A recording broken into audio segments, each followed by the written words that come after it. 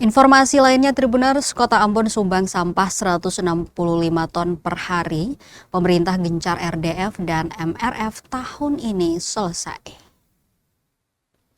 Tempat pembuangan sampah akhir atau TPA Toisapu menerima 160 hingga 165 ton sampah per hari.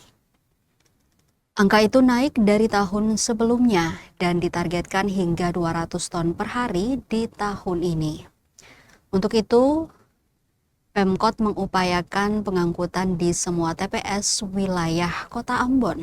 Selain itu, upaya lain yang dilakukan pemerintah kota yakni mengatasi persoalan sampah dengan terus menyiapkan TPA dengan metode Material Recovery Facility atau MRF dan Refuse Derived Fuel atau RDF.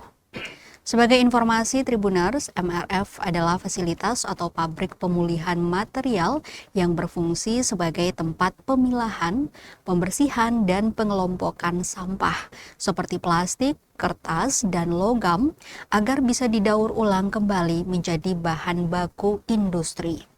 Sedangkan RDF adalah hasil olahan sampah yang telah dicacah dan dikeringkan hingga kadar airnya di bawah 25%.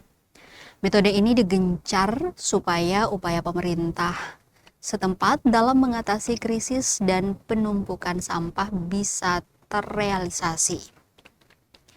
Program ini telah diusung dalam Anggaran Pendapatan Belanja Daerah atau APBD, sehingga pelaksanaannya dapat direalisasikan tahun ini.